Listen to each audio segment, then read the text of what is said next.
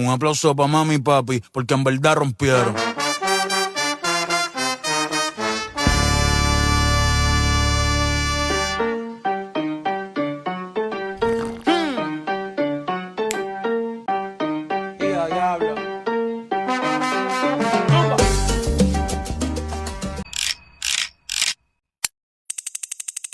আগের পার্টে বলেছিলাম যে আমার মিডনাইট বার্থডে সেলিব্রেশনটা কিভাবে করেছিলাম সেটা দেখাবো। তো চেয়েছিল কেকের ওপর বড় করে ওয়াইফি লেখা থাকুক। ইনস্ট্যান্টলি আমরা একটা জোগাড় করেছিলাম রিসেপশনে বলে চকলেট সিরাপ আনিয়ে সেটা দিয়ে কোনো মতে ওয়াইফি লেখাটা লেখা হয়েছিল। এই দেখো আমি অলরেডি কেক, তারপর যে তোমার স্নো স্প্রে, ক্যান্ডেল, ক্রাউন সমস্ত কিছু রেডি করে নিয়েছি।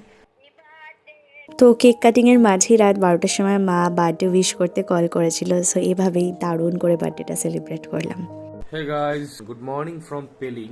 এদিকে চলছে হচ্ছে চা বানানোর পালা, আর এই হচ্ছে আমাদের বার্থডে গার্ল। তো সবাই হ্যাপি বার্থডে বলো, আর আমিও ভিডিও থ্রু আরেকবার বলছি happy birthday. So this is the tea. এটা আমাদের হোটেল থেকে দিয়েছে, tea villa. This is Assam chai. দেখা যাক খেয়ে কিরকম চাটা। অ্যান্ড এদিকে হচ্ছে এখানে মিল্ক পাউডার দেওয়া আছে, এদিকে জল গরম হচ্ছে।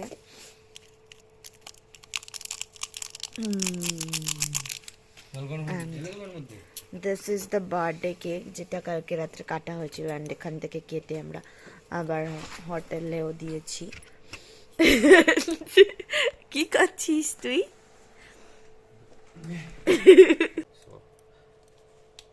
অলমোস্ট চা হয়েই গেছে বলা যায়। কাপের মধ্যে শুধু টি ব্যাগটা ঢালার অপেক্ষা আর কি। এটা ঢেলে ওটা নাড়া। সো এই হচ্ছে বাইরের ভিউ। বাইরেটা এখনো কুয়াশা। চা খাবো আমরা এখন। পাহাড়ের বাঁকে সূর্যোদয় আর হাতে এক কাপ গরম চা, এর থেকে পারফেক্ট স্টার্ট আর কি হতে পারে। সো এইখান থেকে জুম আমাদেরকে আমি দেখাই, যদি এই যে জায়গাটা দেখতে পাচ্ছ, দিস ইজ দ্য আভা অফ কাঞ্চনজঙ্ঘা। পেলিং থেকে লাইক খুব ভালোভাবে কাঞ্চনজঙ্ঘা দেখা যায়। এই যে দেখতে পাচ্ছ এইগুলো ভ্যালি, ঠিক আছে। অ্যান্ড এর ওপর দিয়ে এই যে জায়গাটা গেছে, this is the Kanchenjunga. And অসাধারণ এখান থেকে ভিউটা আসে। আমি জানি না কতটা ক্যামেরায় ভিজিবল হচ্ছে। কাঞ্চনজঙ্ঘার ভিউ দেখতে দেখতে বেশ খানিকটা লেটই হয়ে গেছিলো রেডি হতে হতে। যদিও বা টেম্পারেচার ছিল 5 থেকে 6 ডিগ্রি। এই হাড় কাঁপানো ঠান্ডায়ও স্নান করে রেডি হওয়াটা মানে একটা খুব বড় অ্যাডভেঞ্চার। সো আমার এই গেট রেডি উইথ মির একটা ভিডিও কিন্তু অলরেডি আমার চ্যানেলে আপলোড হয়ে গেছে, তোমরা চাইলে দেখে আসতে পারো। এবার আমরা বেরোবো পেলিংয়ের সাইট সিইংয়ের জন্য। আমরা রয়েছি ওয়েস্ট সিকিমে, আর আজকে আমাদের ফার্স্ট ডেস্টিনেশন হলো এখানে সবথেকে ফেমাস এবং thrilling attraction the sky walk. Crassula যে হোটেলে আমরা ছিলাম সেখান থেকে রোপওয়েতেও স্কাই ওয়াকে আসা যায়। যেহেতু সেদিন বন্ধ ছিল তাই আমরা গাড়িতে এসেছিলাম। টিকিটের প্রাইস ছিল 100 रुपीज पर पर्सन। आप लोग को जूता खोल के जाना होगा, ठीक है? तो उधर खोलेंगे, हाँ जगह है, ठीक। सॉक्स भी खोलना? पहन सकते हैं। अच्छा।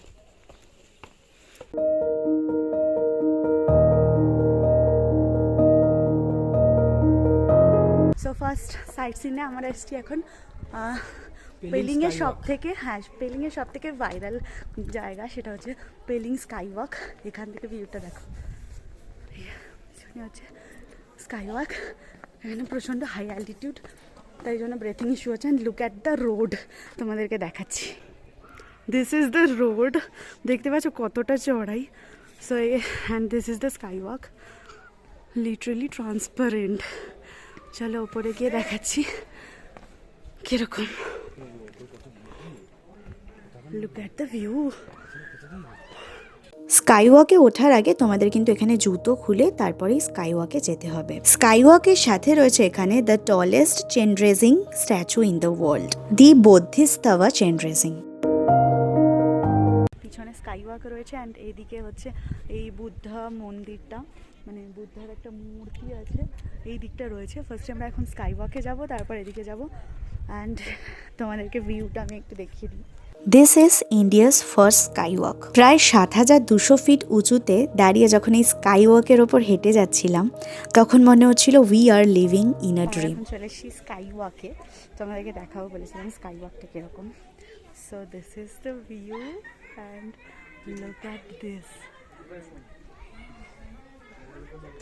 মাই গড, পুরো আমি তোমাদেরকে বলতে পারবো না ফিলিংসটা, মানে প্রচণ্ড স্ক্যারি বাট স্টিল ভীষণই লাইক কী বলবো অ্যাডভেঞ্চারাস। অ্যান্ড পিছনে এখানে একটা রাস্তা গেছে যেটাতে অসাধারণ লাগছে দেখতে, তোমাদেরকে দেখাচ্ছি ভিউটা।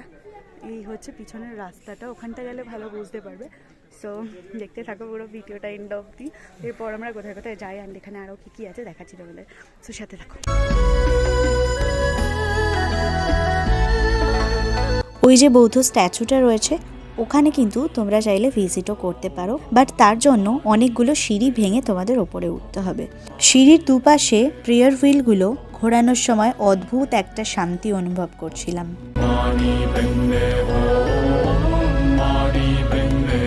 মন্দিরটার ডিটেইলিংগুলো দেখো অসাধারণ। মন্দিরের ভেতরের আর্কিটেকচার আর ডিটেলিংগুলো জাস্ট অসম্ভব সুন্দর ছিল। তার সাথে ছিল বড় বড় প্রেয়ার হুইলস আর অসম্ভব সুন্দর করে সাজানো পুরো মন্দিরটা। আনফর্চুনেটলি মন্দিরের ভেতরে ফটোগ্রাফি বা ভিডিওগ্রাফি অ্যালাউড ছিল না, তাই ভেতরের সেই শান্তিটা তোমাদের ক্যামেরায় দেখাতে পারলাম না। তবে বাইরের এই জায়গাটার ওপর দাঁড়ালে মনে হয় প্রকৃতি যেন নিজ হাতে সাজিয়ে তুলেছে সব কিছু।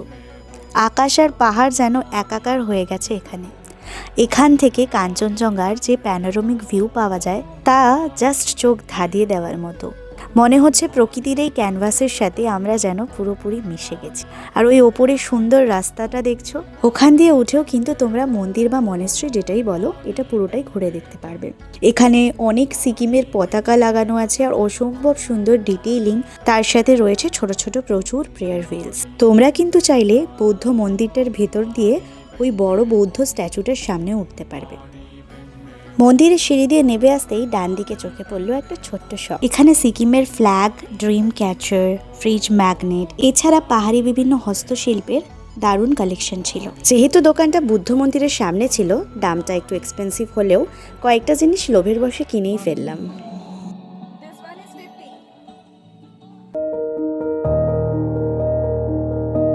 এরপর আমাদের নেক্সট ডেস্টিনেশন ছিল রিম্বি অরেঞ্জ গার্ডেন। পাহাড়ি আঁকাবাঁকা রাস্তা দিয়ে গাড়ি এগিয়ে চলছে আর দুপাশে প্রাকৃতিক দৃশ্য যেন চোখের সামনে পাল্টে যাচ্ছে। লাঞ্চ না করায় খিদেটাও ছিল তুঙ্গে, তাই অরেঞ্জ গার্ডেনের পাশে একটা ছোট দোকান থেকে অর্ডার করে দিয়েছিলাম 1 প্লেট ধোয়া ওঠা মোমো। আমরা এখন রয়েছি সিকিমের অরেঞ্জ গার্ডেন। অরেঞ্জ গার্ডেনের পাশে একটা মোমোর দোকান রয়েছে অ্যান্ড এখানে বসে আমরা মোমো খাচ্ছি। And The momo is so yummy, literally. তো এদের স্যুপটাই হচ্ছে খুব গ্রিন টাইপের হয়, লাইক ওয়াটারি টাইপের। আর সসটা স্পেশালি প্রচণ্ড স্পাইসি, আমি তো স্পাইসি একদম খেতে পারি না, তাই জন্য সস ছাড়াই খাচ্ছি। Next we are trying first time thukpa and as you can see this is the dish. So let's try it. এই পাহাড়ি ঠান্ডা আবহাওয়ায় গরম থুপ্পার টেস্ট জাস্ট অনবদ্য। It's a must try experience in Sikkim. उनके अंदाज़े करम उन पे वो आना दिल का। পার হেড 30 টাকা এন্ট্রি ফি দিয়ে রিম্বি অরেঞ্জ গার্ডেনে পা রাখতেই মনে হলো আমরা যেন কোনো রূপকথার রাজ্যে প্রবেশ করলাম।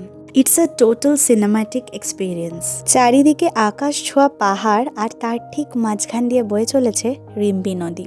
সিঁড়ি বেয়ে নিচে নামার সময় প্রতিটা মুহূর্তে প্রাকৃতিক অদ্ভুত ডিটেইলিং চোখে পড়ছিল। গাছগুলোয় ঝুলছে কাঁচা পাকা কমলা লেবু আর নিচ থেকে ভেসে আসছে নদীর শান্ত আওয়াজ। কিছুটা এগোতেই নদীর পাড়ে দেখা মিলল এই লোকাল শপে।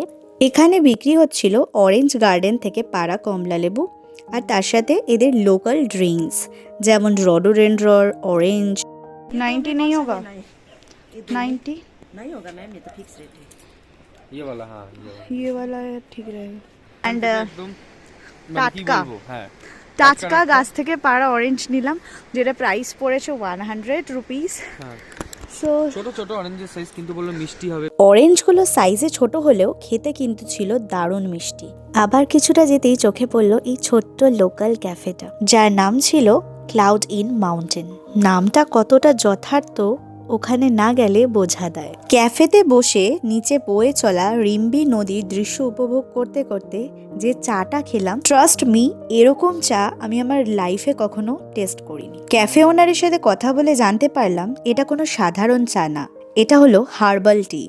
পাহাড়ের অদ্ভুত সব জড়িবুটি গাছের পাতা দিয়ে তৈরি এই চাটা। It's not just a drink, it's an emotion. আর এখানে দাঁড়িয়ে ফিল করলাম money can buy luxury but not this piece.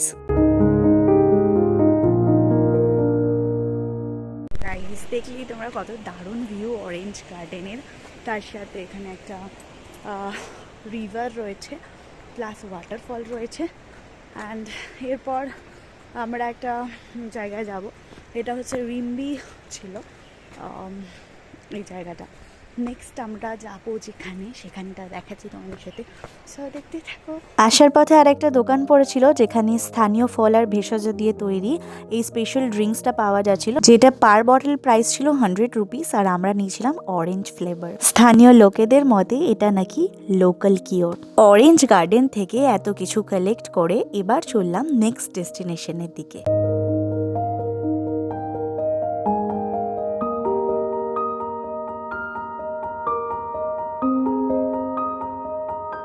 পিছনের আওয়াজ শুনে তোমরা নিশ্চয়ই গেস করতে পারছো যে আমরা একটা ওয়াটারফলের কাছাকাছি রয়েছি।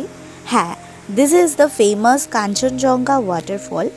এটা সরাসরি কাঞ্চনজঙ্ঘার বরফ গলা জল থেকে তৈরি ওয়াটারফল। এখানে একটা মার্কেট রয়েছে যেখানে আপাতত তো এখন বন্ধ আছে, কিছুক্ষণ পরে খুলবে। আর এইখানে একটা সুন্দর সিঁড়ি রয়েছে, আর এই জায়গাটা থেকে দেখো ভিউটা জাস্ট গাইস। এইখানে হচ্ছে ওই কাঞ্চনজঙ্ঘা ওয়াটারফলসের যে ফলসটা সেটা এসে এরকমভাবে মিলিত হয়েছে। এটা নিচটা, এটারই ওপরটা যেখান থেকে ফলসটা আসছে সেইটা দেখতে যাচ্ছি। চলো। এই ওয়াটারফলসের entry fee 20 rupees per person. আস্তে আস্তে যত ওয়াটারফলের কাছাকাছি যাচ্ছি টেম্পারেচার কিন্তু তত ফল হচ্ছে। যেহেতু বরফ গলা জল থেকে তৈরি এই ওয়াটারফল, তাই টেম্পারেচার এখানে এত কম।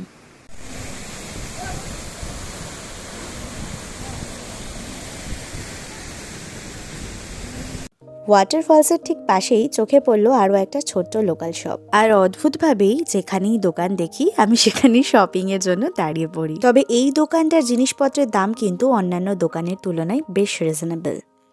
হ্যালো হ্যালো হ্যালো বলো, হ্যালো বলো, হ্যালো বলো।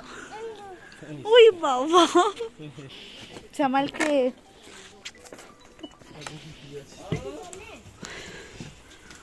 তো এখন আমরা চা খেতে এসেছি এখানে।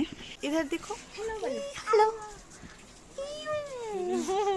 হ্যালো বলো, হ্যালো বলো, হ্যালো বলো দো। না না না, একবার একবার একবার হ্যালো, একবার একবার হ্যালো বল দো। সাইট সিন করে হোটেলে ফেরার পথে দাঁড়িয়েছিলাম এই ছোট্ট চায়ের দোকানটায়। সেখানে দেখা হলো এই ক্ষুদে সদস্যর সাথে, যার সাথে অনেকক্ষণ গল্প করলাম আমরা। এই কিছুক্ষণ আলাপেই মনে হচ্ছিল যেন কতদিনের আলাপ ওদের সাথে। तुम्हारा नाम क्या है? वाह, और उसका? এখানে চা খেতে খেতে লোকাল লোকেদের সাথে গল্প করতে করতে সময় যে কিভাবে পার হয়ে গেল বোঝাই গেল না। অন্ধকার পাহাড়ি রাস্তা আর আমাদের গাড়ির হেডলাইট, এই ফিলিংসটা জাস্ট বলে বোঝানো যাবে না। আমরা ঝটপট করে এসে একটু ফ্রেশ হয়ে নিয়েছি অ্যান্ড আবার ড্রেস আপ করে নিয়েছি, জাস্ট বিকজ আমরা এখন যাচ্ছি একটু মার্কেটে। অ্যান্ড তার সাথে যেহেতু আজকে আমার বার্থডে, সো আমরা একটু রাত্রে ডিনার করবো, কারণ দুপুরের লাঞ্চটা সেভাবে করা হয়নি। টুপকার মোমোস খেয়েছিলাম অ্যান্ড তারপর বিকেলে চা খেলাম দেখিয়েছো। তো এখন আমরা যাচ্ছি মার্কেটে, সো ওখানে গিয়ে তোমাদের সাথে দেখা হচ্ছে যে কোথায় খাই, কি কি কেনাকাটি করি। So let's go. আমাদের হোটেলে ড্রপ করে দেওয়ার পর ড্রাইভার দাদাকে রিকোয়েস্ট করেছিলাম যে 10 মিনিটের জন্য একটু অপেক্ষা করতে, যেহেতু ড্রাইভার দাদা আমাদেরকে হোটেলে ড্রপ করে বাড়িতেই ফিরবে অ্যান্ড যাওয়ার পথেই 10 মিনিট দূরত্বে ছিল মার্কেট, তো তাই জন্য বলেছিলাম যে আমাদেরকে একটু ড্রপ করে দিতে মার্কেটে। মানে সময়টা 20 মিনিট ছাড়িয়ে গেল উনি এতটাই ভালো মানুষ যে একটুও বিরক্ত না হয়ে অপেক্ষা করছিলেন। এখানের মানুষের আন্তরিকতা সত্যিই মন ছুঁয়ে যায়।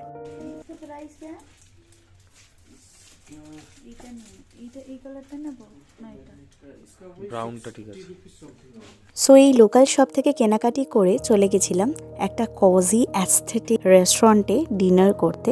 এখানে কিন্তু আবার 8:30টার পর সব দোকানপাট রেস্টুরেন্ট বন্ধ হয়ে যায়, তাই তাড়াতাড়ি ডিনারটা সেরে নেব আমরা। সো এখন হচ্ছে আমরা এসছি আপার পেলিংয়ের একটা রেস্টুরেন্ট যেটার নাম হচ্ছে বিগ বোল, অ্যান্ড এখান থেকে আমরা ট্রাই করব চিকেন মোমো অ্যাগেইন, কারণ পাহাড় মানেই মোমো, অ্যান্ড মোমো ছাড়া মানে যে কোনো পাহাড়ি ট্রিপ অসম্পূর্ণ। সো আবার আমরা মোমো খেতে চলে এসেছি, অ্যান্ড এখানের মোমোটা লোকালস যারা রয়েছে তারা সাজেস্ট করেছে যে এখানের মোমো নাকি খুবই ভালো খেতে।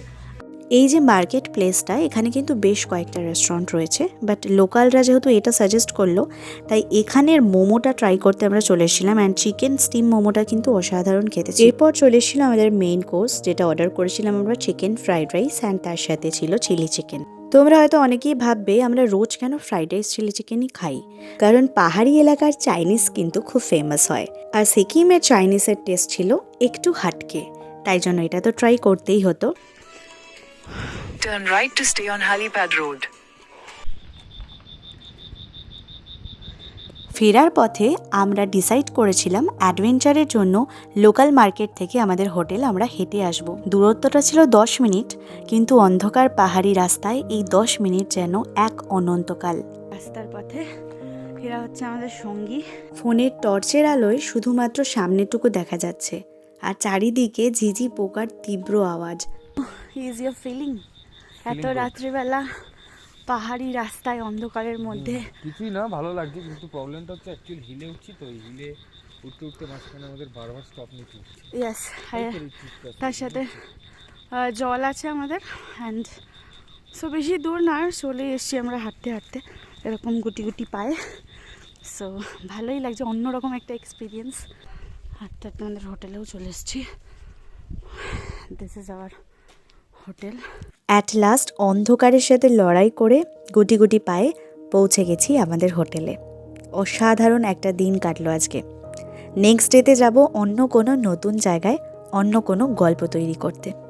সেই অ্যাডভেঞ্চারাস জার্নি দেখার জন্য আমার চ্যানেলটা সাবস্ক্রাইব করতে একদম ভুলো না। দেখা হচ্ছে পরের এপিসোডে। বাই।